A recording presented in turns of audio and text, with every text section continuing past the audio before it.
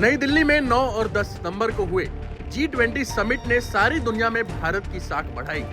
भारत ने नई दिल्ली डिक्लेरेशन तो पास करवाया ही, साथ ही India Middle East Europe corridor पर भी मंजूरी ली। लेकिन G20 के ही एक सदस्य ने, जो मुस्लिम देश है, उसने अब वापस अपने वतन से भारत के खिलाफ मोर्चा खोल दिया है। ये देश है तुर्की।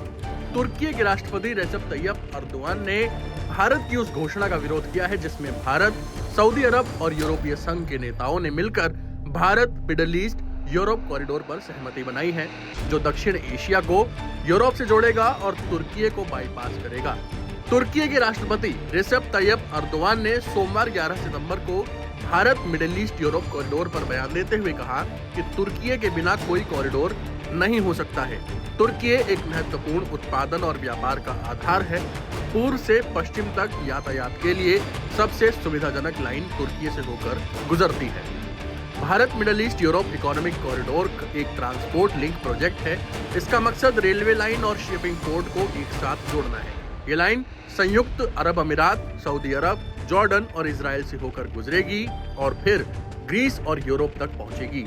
IMEC के एक समझौता ज्ञापन पर यूरोपीय संघ, भारत, सऊदी अरब, संयुक्त अरब अमीरात, अमेरिका और दूसरे G20 भागीदारों ने हस्ताक्षर भी किया है। इस प्रोजेक्ट के कई मुख्य उद्देश्य हैं, जिनमें से एक है शिपिंग टाइम को 40% तक कम करना। इस तरह से अन्य लागतों और ईंधन के इस्तेमाल का खर्च होने वाले पैसों को बचाया जा सके। हालांकि इस प्रोजेक्ट में तुर्की को शामिल नहीं किया गया है। वहीं तुर्की के राष्ट्रपति अर्दोआन ने अपने वहीं पत्रकारों से बातचीत के दौरान कहा कि उन्हें पता है कि कई देश बिजनेस कॉरिडोर बनाकर अपने प्रभाव क्षेत्र का विस्तार करने की कोशिश कर रहे हैं। हालांकि एक तरफ जहां तुर्की Bharat Middle East Europe economic corridor का विरोध कर रहा है, वहीं दूसरी तरफ तुर्की इराक विकास सड़क परियोजना का समर्थन भी कर रहा है, जिसका उद्देश्य संयुक्त अरब अमीरात में बंदरगाहों के माध्यम से रेलवे और राजमार्गों के माध्यमों से खाड़ी देश कतर और इराक से तुर्की और यूरोप को जोड़ना है।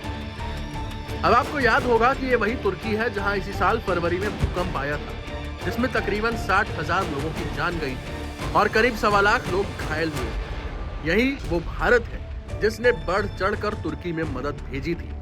लेकिन तुर्की ने एक बार फिर साबित कर दिया कि वो सामने कुछ और है और पीठ पीछे कुछ और। टाइम्स नाउ नव भारत डिजिटल ओरिजिनल्स की रिपोर्ट।